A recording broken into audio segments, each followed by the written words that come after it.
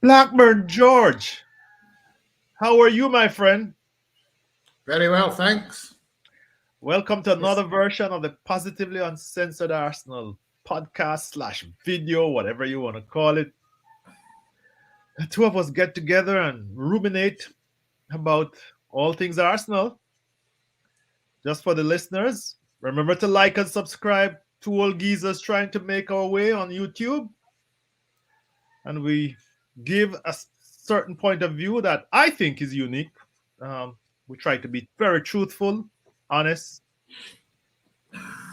and I see, George, you're attempting post Southampton to be reasoned and be realistic and balanced. And you said, if you want to be realistically, if you want to be anti Arsenal, anti Arteta, let me get this right, you must recognize that there are some good performances. And it inspired me because to me, it reminded me a bit of Dickens' A Tale of Two Cities. It's the best of times and it's the worst of times. I could give you the full quotation, but I think we're living through such a period here with Arsenal. Your thoughts on that, George, post Southampton? Well, yeah, that wasn't quite what I said. I said it. You're not as good as Dickens, my friend. No, I said if you want your criticisms to be taken seriously, you Correct. have to at least tip your hat when things go right. Thanks for the Uh, correction, George. And that, yes, and I think you and, had a uh, very good point there. and I think that's fair enough. We've got too much people digging in, and no matter what happens, if you're Arteta out, it's shit. And no matter what happens, if you're Arteta in, there's an excuse, and there's no nuance at all. So I think if we look at the Southampton game, it was an improvement, right? Yes. You can then put your caveats in. Southampton are the 17th worst team. On top of that, they were depleted. There were 6 first-team players down. Yes. Fine, that's true. But we've played teams that are just every bit as bad as they were this season and not played anything like near as well as we played. So it's an improvement. How much of an improvement it is and how you balance it against how bad Southampton was, well, that's up to you. But it is an improvement. There's no question. There was a goal scored, the first goal scored. We'd been under the cosh for 15 to 20 minutes and we broke away.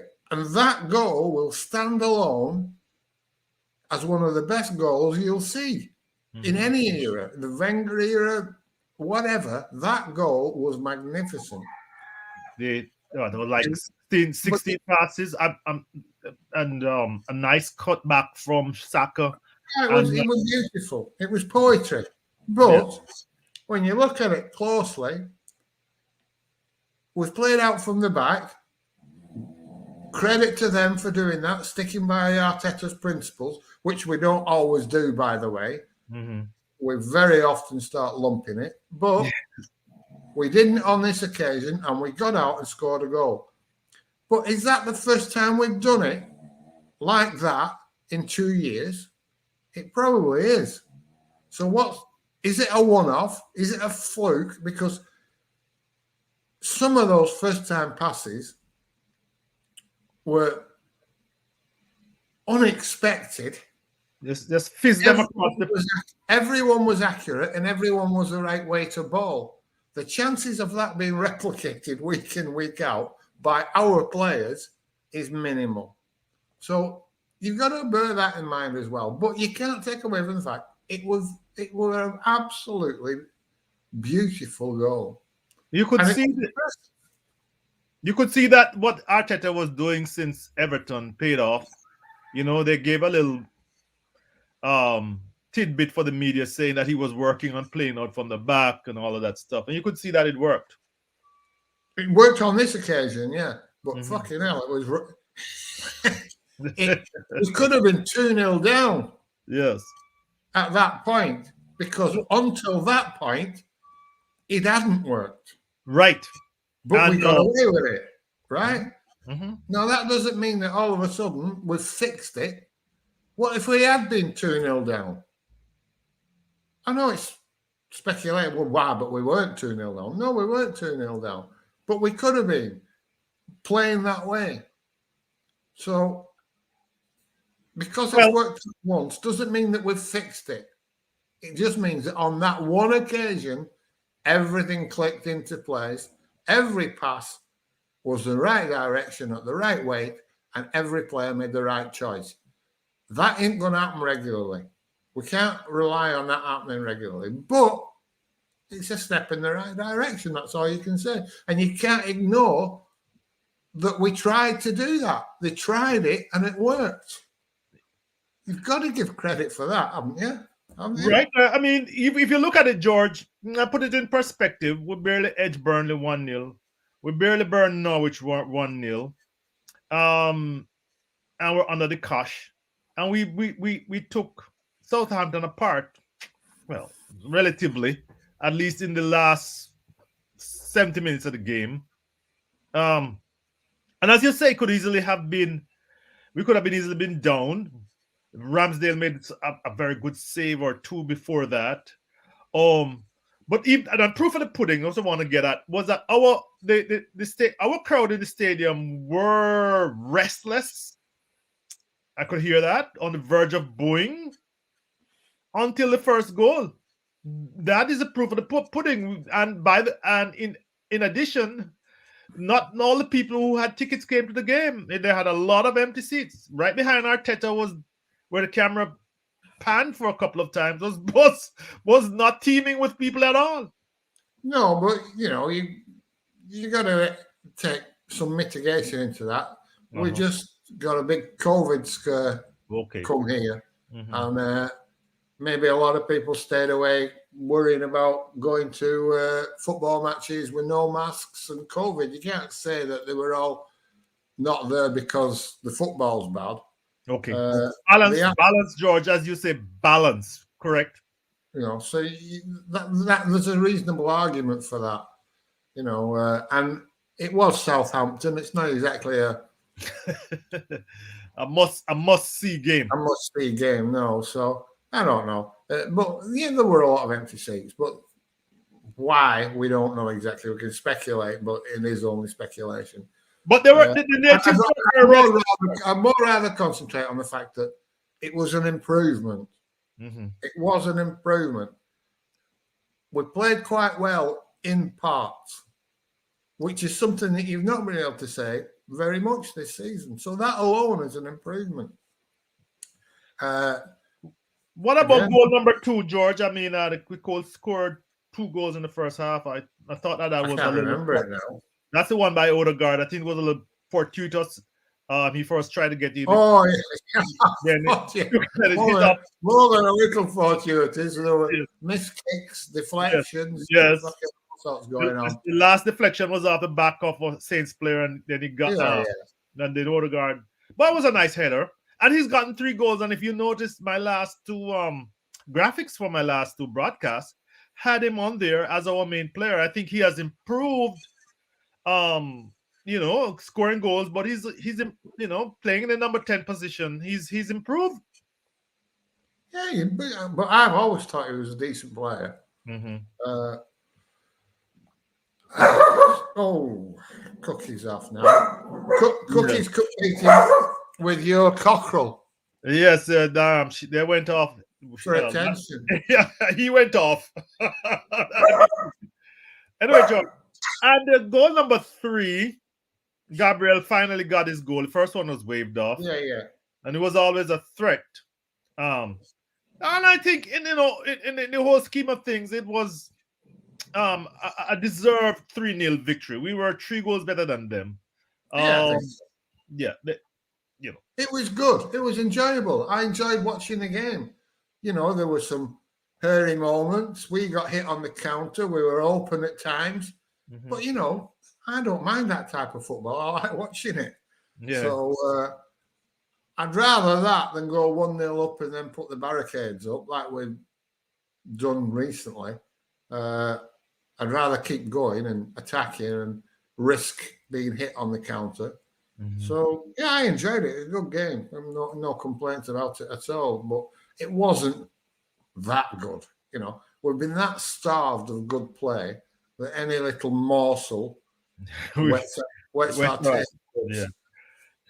Before we go on to West Ham, George, and the shadow which arrived before the game, the cloud that overhang that result, is the whole situation with Aubameyang. And now I'm reading from the good old Athletic and Gunner blog that he was traveling. Well, I've seen a synopsis on Twitter that it was a matter of him traveling to check out his mother's situation, coming back, being late, went to the tattoo parlor. What do you think? What are your thoughts on this? I don't know, because I don't know the truth. Mm-hmm. Because there's that much spin goes on at our club now. Oh, yes. You have absolutely no idea what the truth is. Mm-hmm. Pause, just give me a moment. Yeah, we have our cookie moment, guys. Yeah, this Aubameyang thing, at several levels, it has me concerned. Why is this all out in the public? Why is all this spin about Arteta's laying down the line? It's, you know, I don't know if the fans listening here today are as concerned as me. I'm rehashing the Arteta thing, George. Maybe you put Cookie away. We don't want to call the I'll put it to sleep. The RSPCA, that's what you call it, right? The Royal Society for Protection of Cruelty to Animals, Prevention of Cruelty.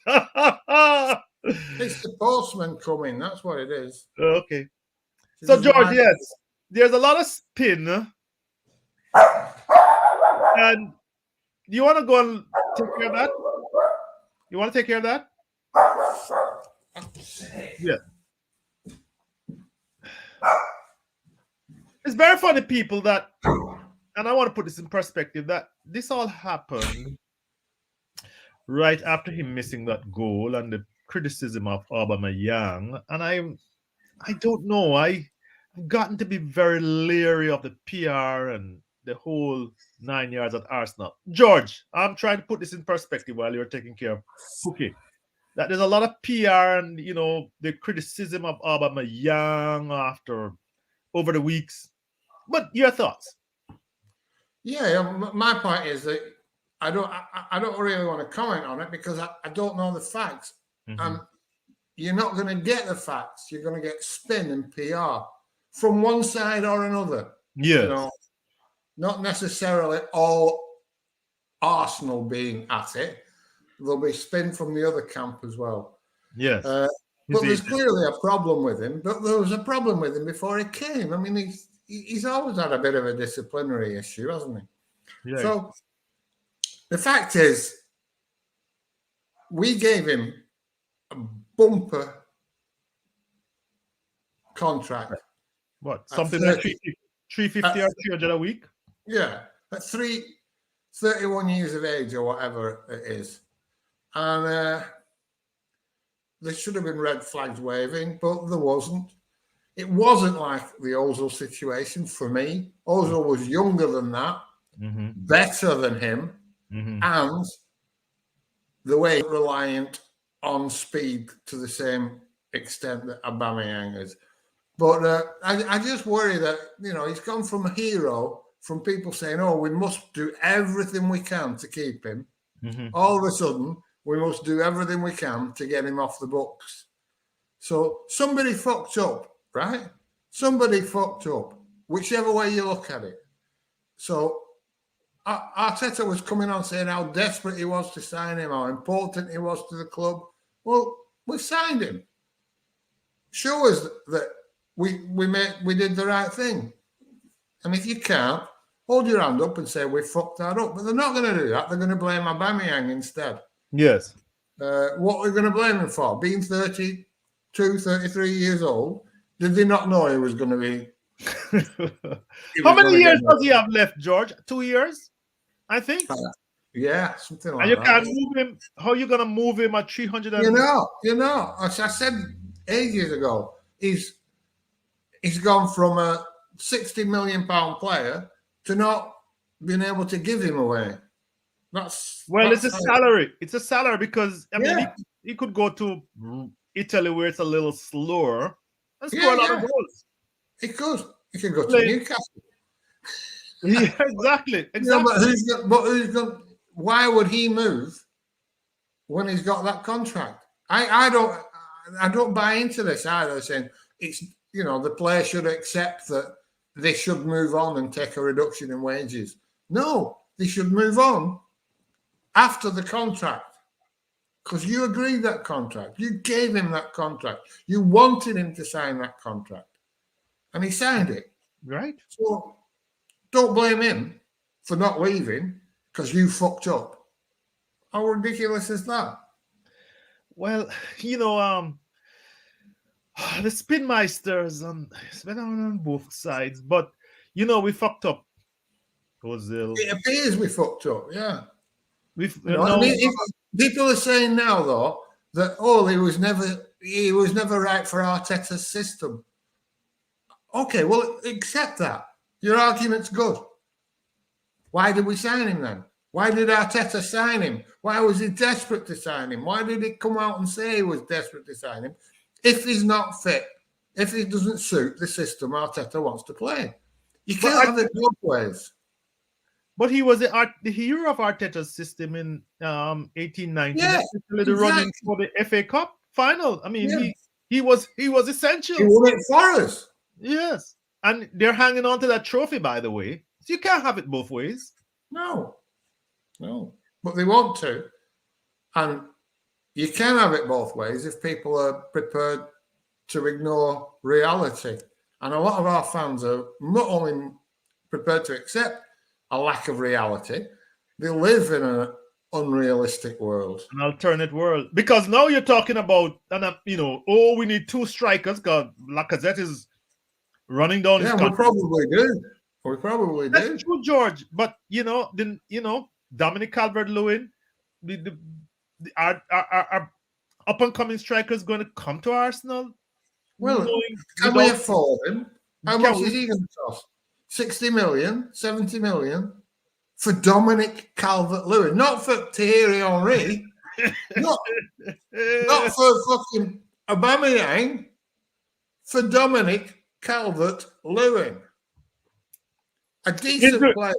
Injured prone. Has he scored more than 17 or 16 goals a season? No, George. No. But he might get better. He might improve.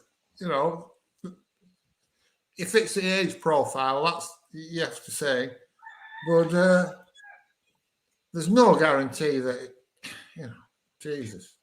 Well, George, a lot of money for not a lot of player, for a decent player. They'll be talking about Tony or Ollie Watkins and decent players, yes. Probably improve our team, but how much will they improve them? Probably like as much as Pepe and Partey did. That's not saying much. George, continuing the Dickens theme, it's the age of wisdom and the age of foolishness. And you can't just run down the value of players. And this is the main theme that I have seen. Aubameyang is good in a counter-attacking system. He was never good in a possession-based system, or at least that's my thinking. And I'm not sure. I don't know if the system here suits him. What's your thoughts? That's before we go on. Well, I don't know. I mean, Klopp had him at Dortmund, and they weren't a counter-attacking team, were they? Yes, they would spring. They sprang very fast. But you know what? Yeah, they did spring very fast, but they also had a lot of possession and pressed very high up the pitch. Yes.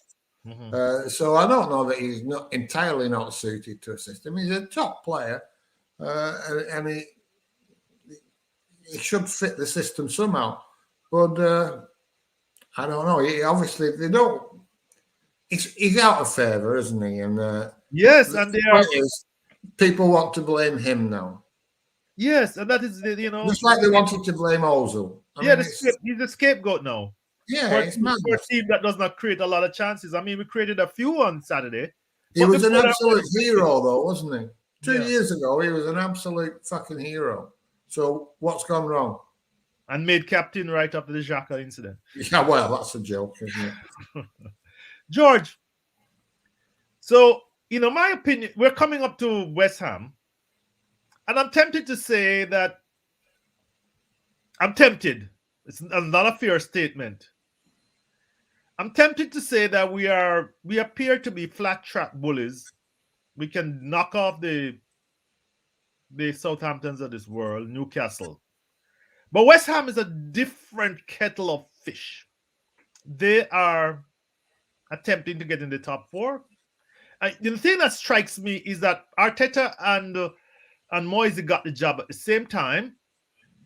They went in a different direction. Age and experience, Premier League, big players with experience, build them. Of course, Moyes had them for a few months before, but he got the job at around the same time. Arteta now went into one mode and then changed last year to a young mode. I want people to understand that.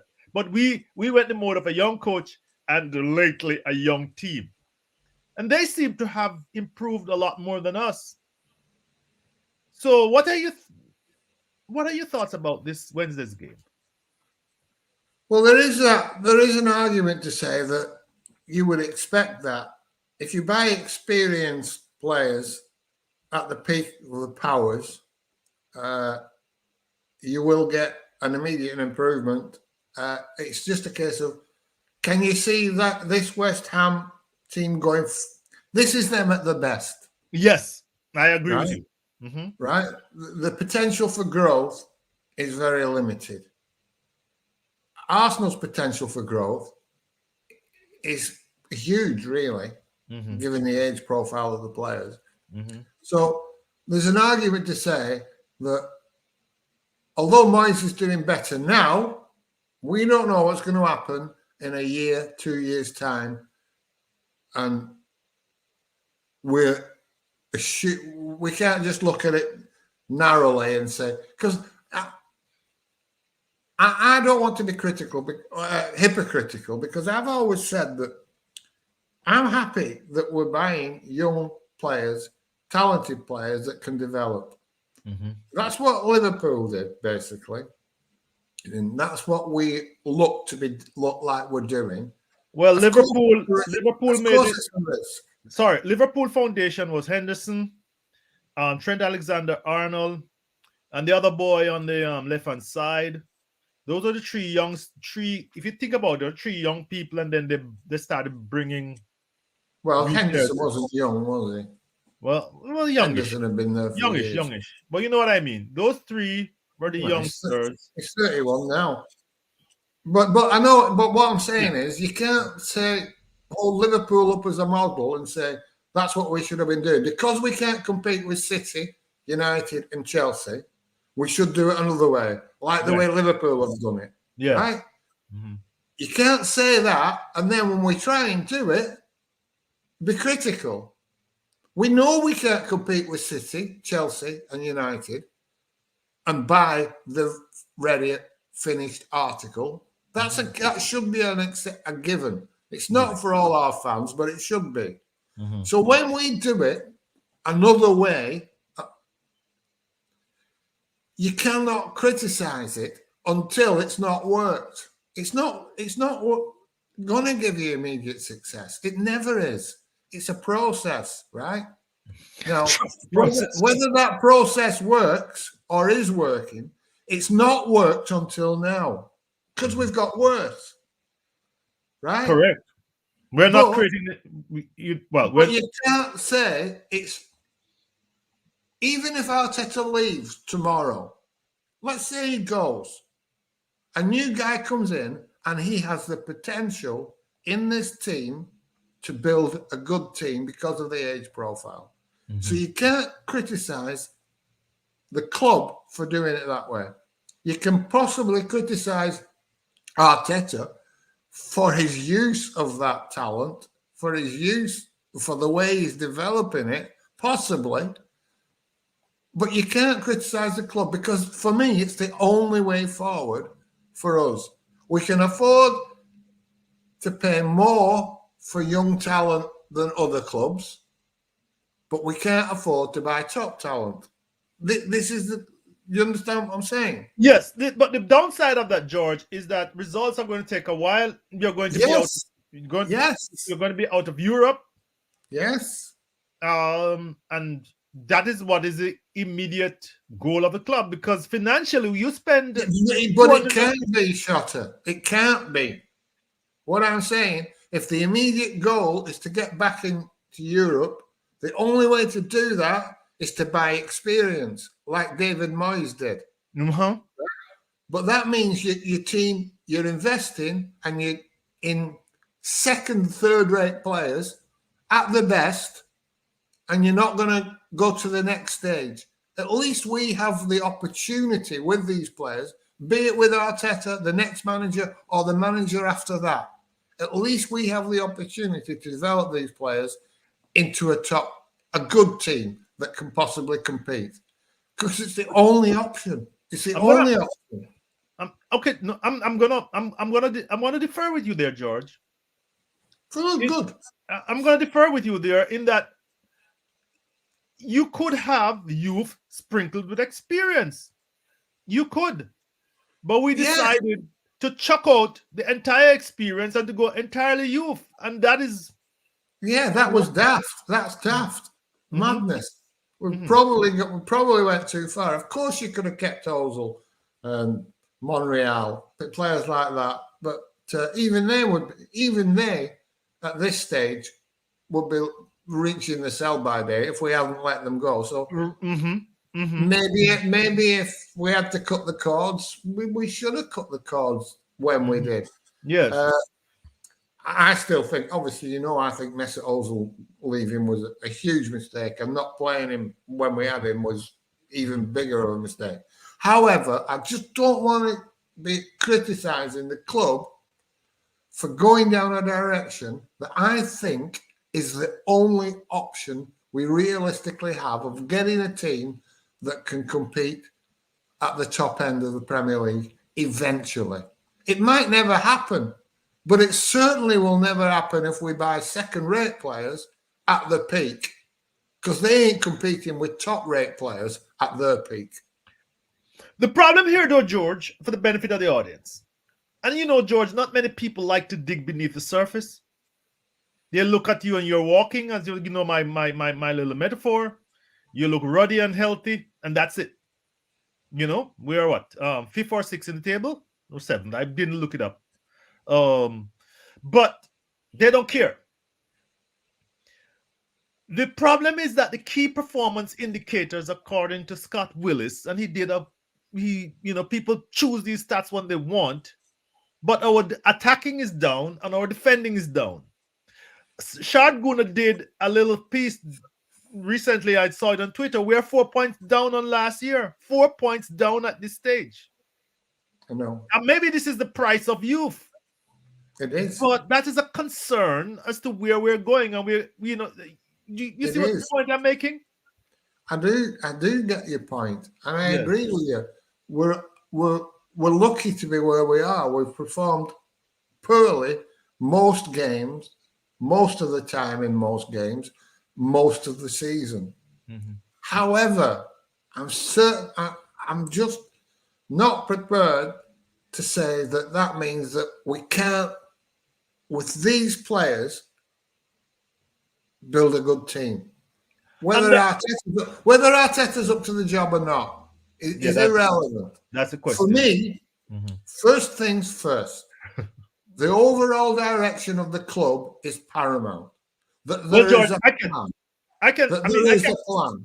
Yeah, I can buy to that a bit, George. I can buy to that a bit, because Tuchel inherited a team that was relatively young and underperforming under Lampard, and look at where they are today. I mean, they have a couple of veterans. Alonso is no young stud. You know what I mean? He's been around, but most Mason Mount is a 20-something-year-old. You know, those, of course they are spending big money on big talent. So I'm not I can see, you can see the point I'm making. You could have young players with with with the right coach, right management, and they can do well. I'm not saying we are Chelsea. Don't get me wrong, people. But they were severely underperforming under Lampard, and look where Tuchel has taken them today. Yeah, you've got to compartmentalise. Yes, I'm saying the club has the right plan, yes. but not necessarily the right people to action that plan. So what about West Ham? Can he compete with West Ham, George? I mean, they are a team that plays five in the middle, one striker, four tough, rough old defenders, including Craig Dawson, the tall African guy, Issa Diop. They're not household names, but they're rough and tough. They couldn't beat Burnley. Nick Pope had, apparently, from what I read, I didn't watch the game, had the game of his life, and goalkeepers do. And by the way, Nick Pope is England's keeper. He is England's first choice. What do you think we have a good chance against West Ham? I think with the players we have to have a chance. Mm-hmm. We're playing them at home, yeah? Yes. We've got one of the best record, or if not one of the best home record in the Premier League. Whether we're playing well or not, we're getting the results. Yes. So we have to have a chance. The problem is we haven't beat anybody in the top half this season. Hasn't Spurs brought themselves up? And they went a little run. They had a 1-0 on Saturday. I think they played. Spurs won 1-0 on Saturday. I'm pretty sure. So anyway, can we beat them? Yeah. Will we beat them? I'd make them favourites. But yes. But we could. Of course we could. Yeah. But you know, George, they've only got one striker, haven't they? And he's a converted defender. And he was a shocking defender, by the way. But he's a handful, George. And as I was saying the other day, he's not really somebody, any of these guys. And I'm just scrolling through this. When's he last scored, though? Oh, that's a good question.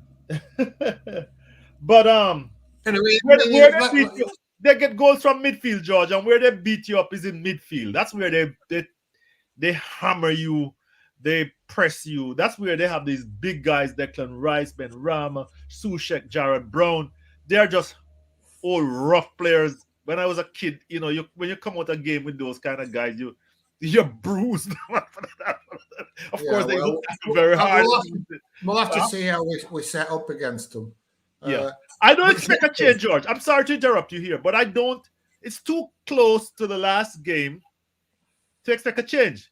Yesterday would have been like a warm down day, recovery day. So he probably has them today and tomorrow. Do you expect them to have much of a change? That's my thought. Well, no, I don't. For several reasons.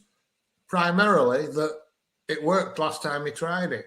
Mm-hmm. You know, we beat Southampton at home with that team. Mm-hmm. I don't think we'll have the same joy against West Ham. But can we beat them? Yeah. Sure. Will we beat them? Probably not. I was confident we'd beat Southampton. I was too. And I'm not confident at all that we'll beat West Ham. But as you say, at home, and probably a lot more people, COVID notwithstanding, this is West Ham. This is our London team. We will be there, and our fans will be there in massive numbers cheering the team on. Yeah. But it's not the kind of team, as Ehab said, it's not the kind of team that we thrive against, especially with that midfield heavy, guys who will battle you for possession and force you back. That's the concern I have. Yeah, me too. And they're not a prolific goal-scoring team, but if you give them too many chances, they'll score. Anyway, it's the season of hope or despair. The people that will go up in hope when we win and despair when we lose. George, will losing to West Ham damage our top 6 maybe top four credentials. I, for one, I'm not sure we'll make top four, so I'm like putting it out on the table. I've always said we're top six contenders. I haven't changed my mind yet. Will this damage our prospects if we lose to them? Just a theoretical question. Probably, yeah. Of course, well, yeah, it will, because it'll put a bigger gap between us and them, and damn it, eventually it's going to click. These players are going to think, hang on a minute, every time we play anybody half decent, they beat us, because that's the case. Every half decent team we've played this season has beaten us. Well, so eventually the players are going to. It's gonna sink in, and enthusiasm alone doesn't do it. You can't fool. You can fool some of the players some of the time. You can't fool all the players all the time. George, thank you very much. I think we have beat this one to death. I'm not into this whole, taking this thing on forever. Let's see how it goes, and you and I will do a review, definitely. Right. That's a very, very important game. Listeners and viewers, hope you like what we had to say today. Remember to like and subscribe. Remember to give us your feedback. I just don't know what Google YouTube. It's Google doing on the comments section. I have to be clicking on a little gear there to see if anybody makes a comments. Keep subscribing, and like I said, and let us grow this channel. We aim to be truthful, be balanced. People know we are positive. We're for good football. We think that the Wenger legacy is something that's important to this club, but we're not going to let that get in the way. That's the history, and we're trying to have a club that plays good football going forward. Correct, George? Yeah. Yay. Anything more? Thank you all. And see you again soon post West Ham. Bye. Bye, everybody.